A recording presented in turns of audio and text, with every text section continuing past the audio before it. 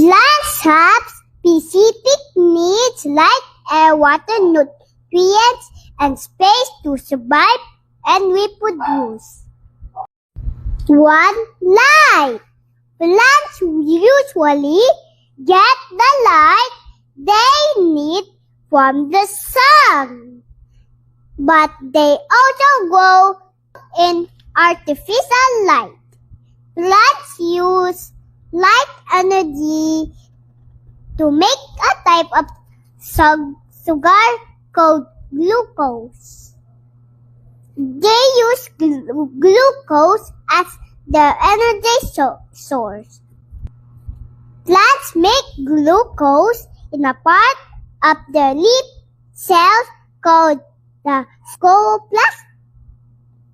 Each chloroplast contains a green pigment called chlorophyll. It allows the plant to absorb light energy.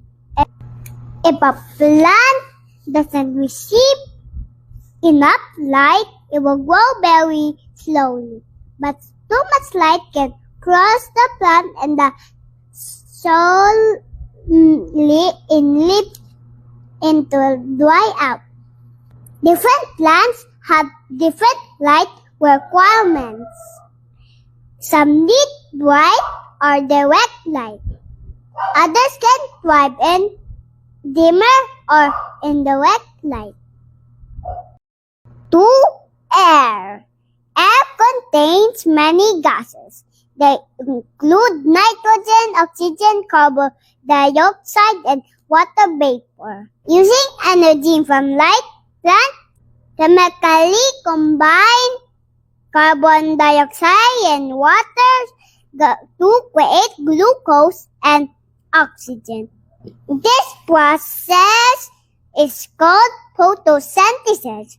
Plants also absorb oxygen gas from the air. Like animals, plants need oxygen to respire. Respiration is the process of breaking down molecules, like glucose, for energy. 3.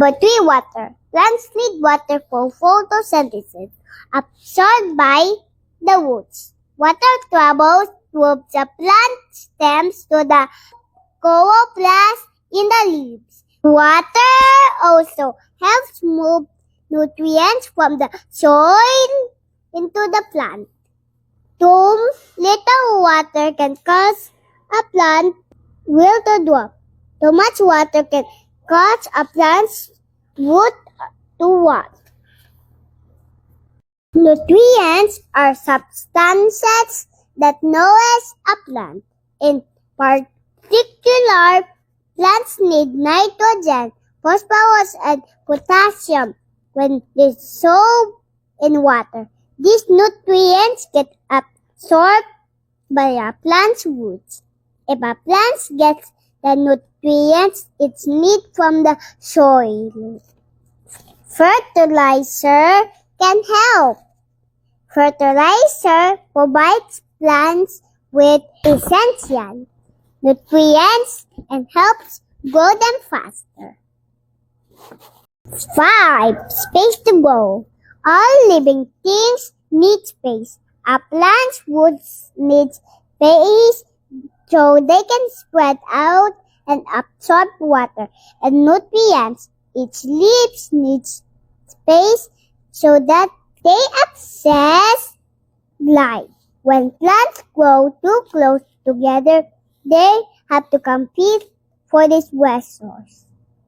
Without enough water, nutrients, and light, plants can grow tall and thin or short and stunt. Overcrowded plants tend to be less healthy, which makes them more likely to suffer from disease. Misconception alert. Sometimes people think that plants use heat from the sun for photosynthesis. Photosynthesis uses the sun's light energy. not its heat energy. Plants can photosynthesize in both warm and cold places. In fact, different plants have evolved to grow in different climates all around in the world.